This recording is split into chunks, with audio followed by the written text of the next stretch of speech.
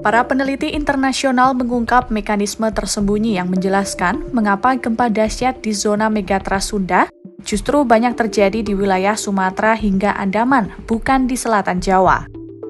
Temuan itu berasal dari studi terbaru yang dipublikasikan pada 28 November 2025 di jurnal ilmiah Nature Communication berjudul Bridging the Gap Between Subduction Dynamics and the Long-Term Strength of the Sunda Megatrust.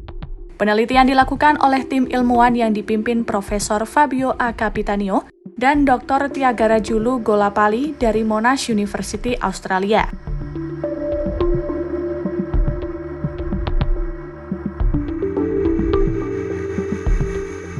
Monash University mengeluarkan hasil riset terbaru yang menunjukkan bahwa segmen Sumatera hingga Andaman punya tekanan tektonik paling besar, sehingga daerah tersebut rawan berpotensi menjadi lokasi gempa megatrust besar pada masa mendatang.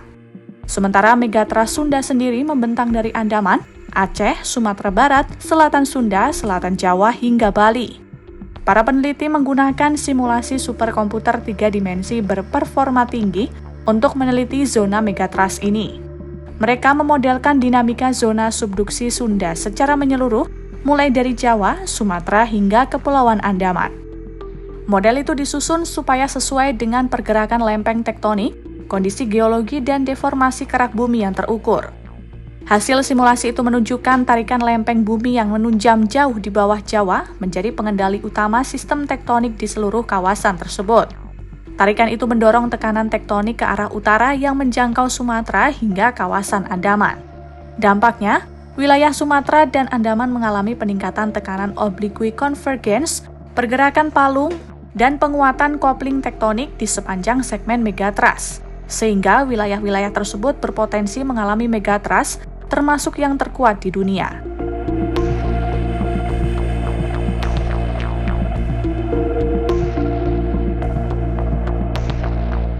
Selama ini para ahli menemukan sebuah kejanggalan. Area utara megatrust Sunda, yaitu Sumatera dan Andaman, malah sering menjadi pusat gempa kolosal, termasuk peristiwa gempa dan tsunami Sumatera Andaman 2004 berkekuatan 9,3 magnitudo. Meskipun demikian, lempeng tektonik yang menyusup di daerah ini termasuk kategori lebih muda dan secara teoritis semestinya tidak memicu gempa sedahsyat itu.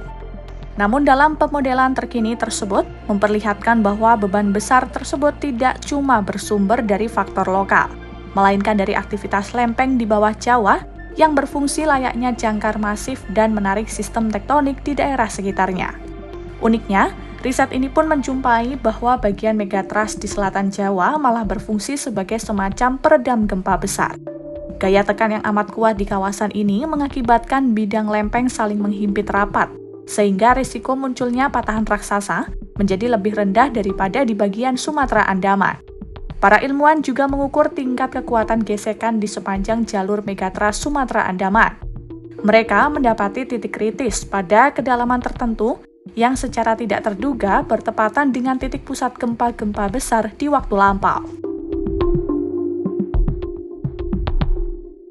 Dengan pemahaman terkait dinamika lempeng di bawah Jawa, mempengaruhi tekanan di Sumatera dan Andaman, para ilmuwan kini memiliki dasar fisik yang kuat untuk menjelaskan pola gempa besar.